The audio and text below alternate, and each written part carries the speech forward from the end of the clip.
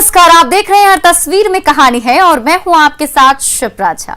नवादा में पंचायत की तुगलकी फरमान आते ही एक आरोपी पर बेरहम डंडे की बरसात हो गई। रस्सी से बंधा युवक रहम की भीख मांगता रहा, लेकिन डंडे का कहर थमने का नाम नहीं ले रहा था।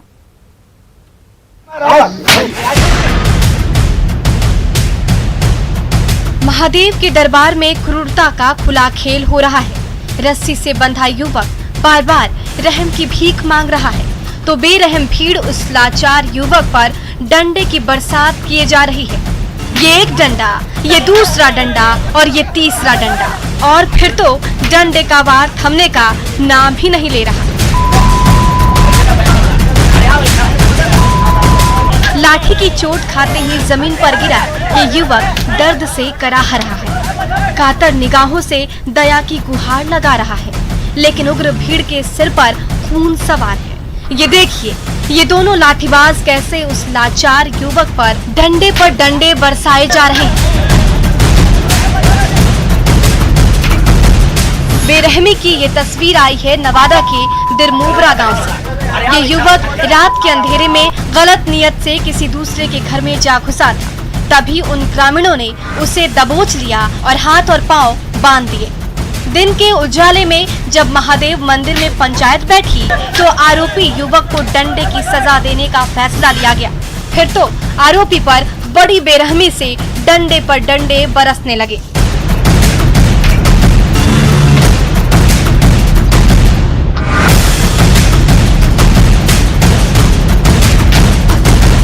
लाठी की चोट लगते ही ये युवक दर्द से छटपटाने लगता है, बार बार रहम की भीख मांगता है। लेकिन युवक की इस हरकत से उग्र भीड़ का पारा और भी चढ़ जाता है और उस पर और तेजी से लाठी और डंडे बरसने लगते हैं। क्रूरता का ये खेल कई घंटों तक चलता रहा और चोट खाकर ये युवक दर्द से कराहता रहा। बेरहमी का ये वीडियो सोशल मीडिया पर तेजी से वायरल हो रहा है, तो इसके साथ ही ये सवाल भी उठ रहा है कि नवादा के गांव-गांव में भीड़ तंत्र और लाठी तंत्र आखिर क्यों हावी होता जा रहा है। अनिल विशाल, न्यूज़ 18 नवादा।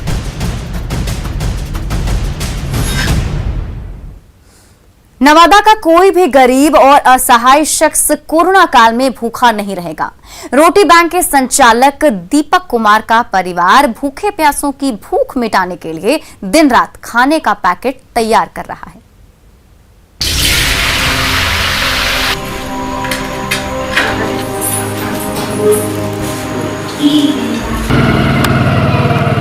रसोई गैस के एक तरफ भिंडी की सब्जी पक रही है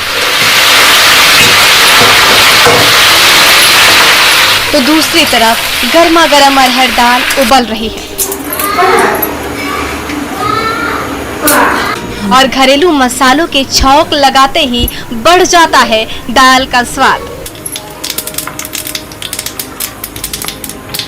बड़ी सी कढ़ाई पर चावल के सफेद दाने पहले से ही पककर तैयार हो गए हैं। बिहार के घर घर में बनने वाला यही खाना कोरोना काल में भूखों और असहायों का पेट भर रहा है। नवादा में रोटी बैंक चलाने वाले दीपक कुमार, उनकी पत्नी और प्यारी सी बच्ची उसी चावल दाल और सब्जी का पैकेट तैयार करने में जुटे हुए हैं ताकि कोरोना काल में कोई नवादावासी भूखा ना रहे। जो भी कोई लोग कॉल कर रहे हैं, मैं उसके लिए खाना पहुंचा रहा हूं और बहुत सारे लोगों को सोशल मीडिया पे देख करके जो है कि कॉल भी आ रहा है और मैं वहां तक की सुविधा दे रहा हूं। कोरोना काल में पिछले साल भी नवादा के रोटी बैंक ने ना जाने कितने असहाय और भूखों का पेट भरा था। इस साल जब एक बार फिर कोरोना की दूसरी लहर तेज हो गई है तो समाज सेवी दीपक कुमार का पूरा परिवार एकजुट हो गया है। खाना पकाने से लेकर उसकी पैकिंग करने में पत्नी से लेकर बेटी तक दिन रात जुटे रहते हैं और जब पैकेट तैयार हो जाता है उसी बाइक पर लेकर असहायों की भूख मिटाने निकल पड़ते हैं दीपक कुमार। पूरा परिवार मिलकर बनाते हैं। थोड़ा कोरोना के लिए अभी ज़्यादा मेहनत बढ़ा हुआ है, सब परिवार मिलकर बनाते हैं। पापा और मम्मी दोनों खाना गरीब लोगों को बांटते हैं और मेरी मम्मी खाना बनाती है और हम लोग को अच्छा लगता है ये सब करने में। कोरोना काल में जब हर तरफ दुखों का पहाड़ टूट पड़ा है, तो नवादा के दीपक कुमार के परिवार की ये छोटी सी पहल उम्मीद की नई किरण जगाती है। अनिल विशाल, न्यूज़ 18 नवादा। रांची के रातू सीएचसी के चिकित्सक डॉक्टर सुजीत कश्यप कोरोना काल में मानवता की सेवा में डटे हुए हैं। वो खुद भी कोरोना पॉजिटिव हुए, लेकिन जैसे ही ठीक हुए तुरंत लौट आए बीमारों को स्वस्थ करने।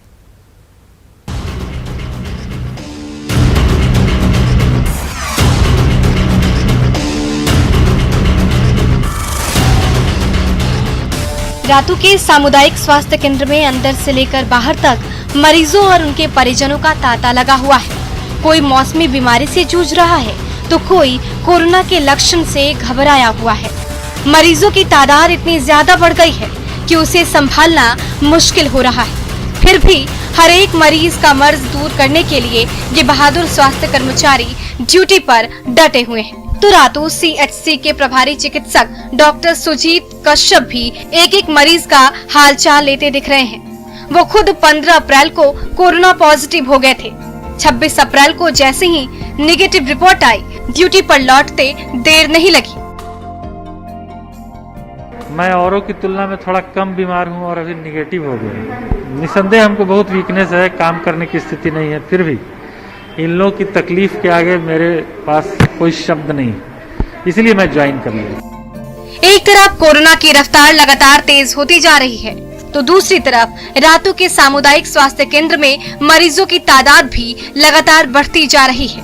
ऐसे समय में कोरोना के भय से जब ज्यादातर हेल्थ वर्कर ड्यूटी करने से डरने लगे हैं, तो कोरोना को हराकर मानवता की खिदमत करने ड्यूटी पर लौटे डॉक्टर सुजीत कश्यप की सेवा भावना हर किसी के लिए मिसाल पेश कर रही है। अभी मानवता की सेवा करने का वक्त है। अभी इसमें घर पे समय नहीं गुजारें। कल होकर के आप खुद को जवाब नहीं दे पाइएगा। जब सारे लोग नहीं रहेंगे तो हमारा रहना उतना ज्यादा जरूरी नहीं है। ये समय डरने का नहीं, बल्कि कोरोना से डटकर मुकाबला करने का है। ऐसे समय में कोरोना से कराह रही मानवता को बचाने के लिए डॉक्टर सुजीत कश्यप जैसे फ्रंटलाइन वॉरियर्स लगातार सामने आ रहे हैं। अविनाश कुमार, न्यूज़ 18 रांची। पटना नगर निगम की सफाई सेना कोरोना काल में सैनिटाइजर का रक्षा कवच बिछाने निकल पड़ी है। पीपीई और फेस शील्ड पहने ये कर्मचारी दिन रात अस्पताल और दफ्तर में सैनिटाइजर का छिड़काव कर रहे हैं।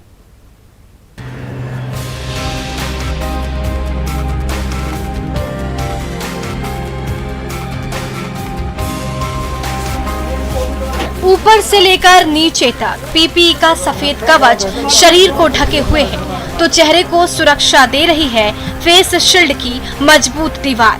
पीपीई और फेस शील्ड से लैस पटना नगर निगम के सफाई कर्मचारी दीपक कुमार निकल पड़े हैं पटना को कोरोना के खतरनाक वायरस से बचाने। 40 डिग्री का झुलसाने वाला तापमान और ऊपर से पीपीई का भारी भरकम लबादा, फिर भी सफाई सैनिक दीपक कुमार के कदम थमने का नाम नहीं ले रहे हैं। बहुत चुनौती है सर। जो देखिए, जो अभी जो पीपी किट पहने हुए हैं, इसमें अभी पूरा शर्ट भीग गया है मेरा सर। अभी 10 मिनट हुआ है, बाकी अभी पूरा शर्ट भीग गया है। बहुत कठिन है सर। सब महामारी में हम लोग का, चाहे अस्पताल का परिसर हो या फिर सरकारी दफ्तर की दरोदीवार, पीठ पर सैनिटाइजर का डिब्बा लादे सफाई वीर दीपक कुमार के कदम बढ़ते जा रहे हैं और डिब्बे से जुड़ी पतली सी पाइप चप्पे चप्पे पर स्वच्छता का रक्षा कवच बिछाती जा रही है। पटना में कोरोना का संक्रमण तेजी से फैलता जा रहा है, तो पटना नगर निगम के टास्क फोर्स के ये बहादुर जवान उसी तेजी से गली और मोहल्लों में स्वच्छता का कवच बिछाते चले जा रहे हैं। मेहनत से काम कर रहे हैं, डर भय दुनियादारी हटा के कोई निडर होके अपना काम में लगे हुए हैं। जान भी बचाना है। सावधानी यही, जहाँ जहाँ सब हर कार्यालय में जाते हैं और सैनिटाइजर का काम करवाते हैं। हाँ, सब जगह ठीक करवाते हैं? सब जगह जितने भी कार्यालय है, जितने भी अस्पताल है। कोरोना की महामारी ने हर किसी का हौसला तोड़कर रख दिया है। ऐसे में मजबूत हौसलों के बल पर ड्यूटी पर डटे स्वच्छता के ये अग्रदूत उम्मीद की नई किरण जगाते नजर आ रहे हैं। रजनीश कुमार, न्यूज़ 18। पटना के दानापुर रेलवे स्टेशन से पटरियों पर ट्रेनों की भागम दौड़ जारी है, तो उन्हीं पटरियों पर मौत को न्योता देते हुए रेल यात्री भी बेरोक टोक आ जा रहे हैं।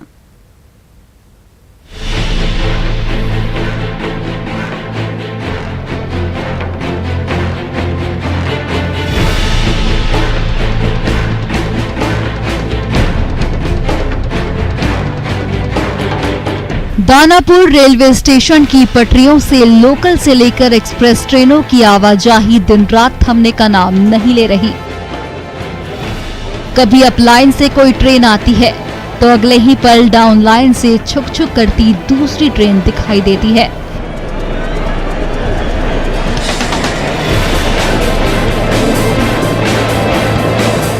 उन्हीं पटरियों पर जान पर खेलते रेल यात्री भी आते जाते नजर आते हैं, जबकि रेलवे पटरियों और प्लेटफॉर्म के बीच आने जाने के लिए ओवरब्रिज बना हुआ है। लेकिन इन रेल यात्रियों को घर पहुंचने की इतनी जल्दी है कि लाख मनाही के बावजूद वो पटरियों के बीच से बेफिक्र होकर आते जाते रहते हैं। लेकिन थोड़ी सी भी लापरवाही जानलेवा साबित हो सकती है।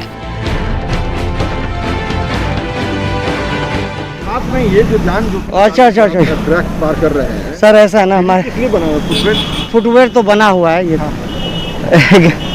गलती हो गई थोड़ा सा जल्दबाजी के चक्कर में। जल्दबाजी में जिंदगी से ज्यादा जल्दबाजी नहीं, जिंदगी से ज्यादा नहीं है। पटरियों पर दौड़ती भागती ट्रेनें इतनी स्पीड में रहती हैं कि थोड़ी सी भी चूक से जान जा सकती है। रेल पटरियों पर हुए बड़े बड़े हादसे इसकी मिसाल है। लेकिन दानापुर के रेल यात्री मानने को कतई तैयार नहीं है। ये देखिए, माल ढोने वाले मजदूर सिर पर बोझ उठाए उन्हीं पटरियों के बीच से चले जा रहे हैं, तो सामने ट्रेन खड़ी है, लेकिन उसी पटरी से रेल यात्रियों का हुजूम गुजर रहा है।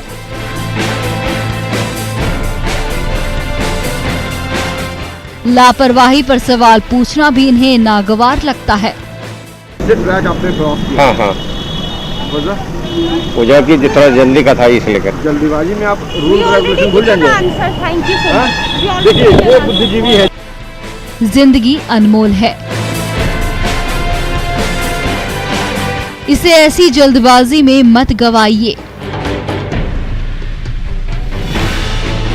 इसलिए रेलवे स्टेशन पर जब भी एक प्लेटफॉर्म से दूसरे प्लेटफॉर्म तक जाना हो तो पटरियां नहीं, हमेशा ओवरब्रिज का ही इस्तेमाल करें।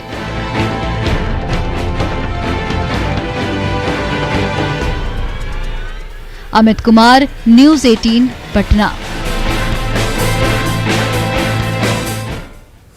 और अब आपको मध्य प्रदेश की तस्वीर दिखाते हैं। मध्य प्रदेश में पीपीई किट पहने दूल्हा और दुल्हन ने 7 फेरे लिए हैं।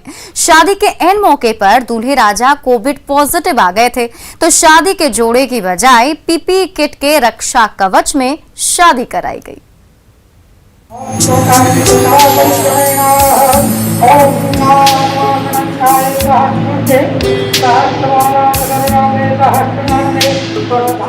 लाल जोड़े में नहीं, पीपीई किट में सजी है दुल्हन। शेरवानी में बन ठनकर नहीं आया दूल्हा, पीपीई किट में आई अनोखी बारात। जिस शादी में सबकी सांसें अटकी रहीं, जिस शादी में आई लाख अड़चने, जिस शादी में 2 दिलों के धड़कने से ज्यादा इस बात पर धड़कन बढ़ी रही कि 7 फेरे होंगे भी या नहीं। मंत्रों से ज्यादा मिन्नतें हो रही थीं, कोई फिल्मी कहानी नहीं है। रतलाम में हुई कोरोना काल की ये सबसे जुदा शादी। दरअसल पुणे में इंजीनियर आकाश बोरासी शादी के लिए रतलाम आए थे। इस बीच आकाश कोरोना संक्रमित हो गए। 19 अप्रैल को आकाश की रिपोर्ट पॉजिटिव आई थी, घर कंटेनमेंट जोन बन गया था। शादी की तारीख तय थी, 26 अप्रैल को शादी होनी थी। अब कोरोना पॉजिटिव दूल्हा भला कैसे 7 फेरे ले सकता था? इससे संक्रमण का खतरा था, लेकिन शादी रद्द नहीं हुई और दूल्हा आकाश कंटेनमेंट एरिया से सीधे पहुंच गया रतलाम के इस मैरिज हॉल। इधर प्रशासनिक अमला भी शादी रुकवाने जा धमका कि ये शादी तो नहीं होगी। के अलावा ये कहीं बाहर थे, बाहर से आए हैं परशुराम बिहार में। शादी हो रही थी, जानकारी मिली कि पॉजिटिव पेशेंट है और दूल्हा खुद पॉजिटिव है, तो इसलिए यहाँ शादी का कार्यक्रम रुकवाने के लिए आए थे हम। मैरिज हॉल का नजारा बदल चुका था, प्रशासन शादी रुकवाने पर अड़ा हुआ था। इस बीच घर वालों की मिन्नतें और गुहार सीधे वरिष्ठ अधिकारियों तक पहुंचाई गईं। दरअसल हुआ यूं कि तय समय पर शादी की वजह थी दूल्हे आकाश की दादी की वो ख्वाहिश। आकाश की दादी हार्ट पेशेंट है, उनकी तबीयत ठीक नहीं और वो अपने पोते की शादी होता देखना चाहती थी। दादी की ख्वाहिश को पोता भी अनसुना नहीं कर पाया। इस शादी में इमोशन भी है, जोखिम भी है। अब प्रशासन करे तो क्या करे। फिर आखिरकार शादी की इजाजत मिल ही गई।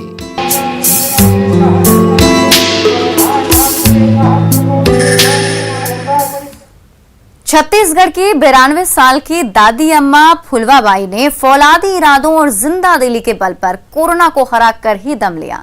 इस बेमिसाल बुजुर्ग की हिम्मत कोरोना काल में हम सभी को हौसला देता है। 92 साल की फुलवाबाई कोरोना से जंग जीत कर लौटी हैं। शादी समारोह में जाने के बाद फुलवाबाई कोरोना संक्रमित हो गई थी। गांव के 19 लोग भी इसकी चपेट में आ गए। गांव को कंटेनमेंट जोन बना दिया गया। इलाज के दौरान गांव के एक 50 साल के शख्स की मौत हो गई, जबकि फुलवाबाई को सरकारी अस्पताल में भर्ती कराया गया, जहां 10 दिन रहने के बाद वो पूरी तरह से स्वस्थ हो गईं और अब अपने घर पर हैं। कैसे लगा तभी? अब बदला नहीं फेंका थे, गर्मी के मारे नहाने भी से है, नहाया तो मरने लगे। डॉक्टर भी फुलवाबाई की रिकवरी को रेयर केस मान रहे हैं। डॉक्टरों के मुताबिक फुलवाबाई की इस महामारी को मात देने का सबसे बड़ा कारण उनके भीतर का विल पावर यानी उनका आत्मबल है। उन्होंने कहा कि इनको रत्ती भर भी इस बात की चिंता नहीं थी कि मुझे कोरोना हुआ है। वो अपने सामान्य कामकाज सामान्य तौर पे अस्पताल के अंदर भी करती थी, बढ़िया सबसे बातें भी करती थी, खाती भी थी। कि जिसका मनोबल और विल पावर अच्छा है वो निश्चित रूप से कोरोना से जंग जीत सकता है। कोरोना संक्रमण से पूरी दुनिया में हाहाकार मचा है। ज्यादातर लोग इस महामारी के डर के साए में जी रहे हैं। उनके लिए 92 साल की फुलवाबाई का हौसला एक मिसाल है। अभिषेक पांडे, न्यूज़ 18, धमतरी। मध्य प्रदेश के एक इलेक्ट्रीशियन ने अपनी सूझबूझ और जुगाड़ से अनोखी मशीन बना डाली है, जो कोरोना काल में ऑक्सीजन के लिए जूझ रहे मरीजों को बड़ी आसानी से उनकी सांसें लौटा सकती है। जब एक एक सांस का सवाल हो, जब एक एक सांस की जंग चल रही हो, उस वक्त संकट में समाधान निकालने के लिए नई राहें बना रहे हैं, नए रास्ते खोज रहे हैं लोग। संकट की घड़ी में उज्जैन के महाकाल वाणिज्य कॉलोनी में रहने वाले इलेक्ट्रीशियन गौरव मालपानी ने मिसाल पेश की, जिनके जज्बे और नेक नियति का नतीजा है कॉम्पैक्ट ऑक्सीजन कंसंट्रेटर मशीन, जिसका आइडिया गौरव को फिश पॉट में लगने वाली ऑक्सीजन मशीन से आया। फिश पॉट की तरह जैसे मछलियों को ऑक्सीजन दी जाती है, वैसे ही इंसानों को भी छोटी मशीन बनाकर दी जा सकती है। इसी आइडिया को लेकर गौरव शुरू हो गए ये डिवाइस बनाने में, जिनका दावा है कि जिन मरीजों को ऑक्सीजन लेवल सामान्य से 5 से 7% तक गिर जाता है, जिनका इन्फेक्शन कम है और घर पर रहकर आइसोलेट हैं, उनके लिए यह मशीन कारगर साबित होगी। जिन लोगों को इनिशियल स्टेज पे जो प्रॉब्लम रह रही है और वो ऑक्सीजन को लेकर परेशान हो रहे हैं, इस मशीन का यूज़ किया जा सकता है। और ये मशीन काफ़ी सस्ती है। अगर हमको प्रॉपर वे से अगर सभी तरह से साधन मिल जाए, हम इसको मशीन को 600 से 700 रुपये के अंदर बना के हम कंप्लीट कर सकते हैं। कैसे काम करती है ये मशीन और इसकी लागत क्या है, ये सवाल आपके दिमाग में भी उठ रहे होंगे। तो इस मशीन की लागत है 600 से 700 रुपए। कॉम्पैक्ट ऑक्सीजन कंसंट्रेटर मशीन में एक कंप्रेसर होता है, जिसमें 1 या 2 मशीन लगाई जा सकती है। पिछले साल भी गौरव ने कोरोना काल में कूलर से सैनिटाइज करने वाली मशीन बनाकर मिसाल पेश की थी। कई सरकारी दफ्तरों में ये सैनिटाइज मशीन उन्होंने दी थी। गौरव का दावा है कि ये ऑक्सीजन मशीन कारगर साबित हुई तो वो इसे बनाने की विधि को सोशल मीडिया पर शेयर करेंगे। पैसा कमाना इनका मकसद नहीं, बस हिस्से में दुआएं कमाना चाहते हैं। यूपी के एक सरकारी अस्पताल में डॉक्टर और नर्स के बीच जमकर मारपीट हो गई। कामकाज को लेकर शुरू हुई बहस ने अचानक उग्र रूप ले लिया और देखते ही देखते थप्पड़ पर थप्पड़ बरसने लगे। उत्तर प्रदेश के रामपुर से एक हैरान करने वाला वीडियो सामने आया। वहां के जिला अस्पताल में नर्स और डॉक्टर्स के बीच मारपीट हो गई। बताया गया कि दोनों के बीच कामकाज के मुद्दे पर विवाद शुरू हुआ, जो देखते ही देखते मारपीट में बदल गया। वीडियो में दिखा कि गुस्से से तमतमाई नर्स इमरजेंसी वार्ड में मरीजों को देख रहे डॉक्टर के पास पहुंची और उससे उलझ गई। दोनों के बीच काफी देर तक बहसबाजी होती रही। कामकाज की लड़ाई जल्द ही आपसी विवाद में बदल गई। पूरी तरह भड़की नर्स डॉक्टर से भिड़ गई और इस दौरान वहां एक पुलिस अधिकारी भी मौजूद था, लेकिन उसने भी इस हंगामे को रोकने की कोशिश नहीं की। इससे पहले कि कोई कुछ समझ पाता, नर्स ने डॉक्टर को एक जोरदार थप्पड़ जड़ दिया। फिर क्या था, डॉक्टर भी हाथ चलाने लगा। दोनों के बीच हाथापाई शुरू हो गई। किसी तरह वहां मौजूद लोगों ने नर्स को वहां से खींचकर अलग किया और वार्ड से बाहर ले गए। इस बीच किसी ने पूरी घटना का वीडियो बना लिया। बाद में मामला इतना गरमाया कि सिटी मजिस्ट्रेट को वहां आकर दोनों के बीच समझौता करवाना पड़ा।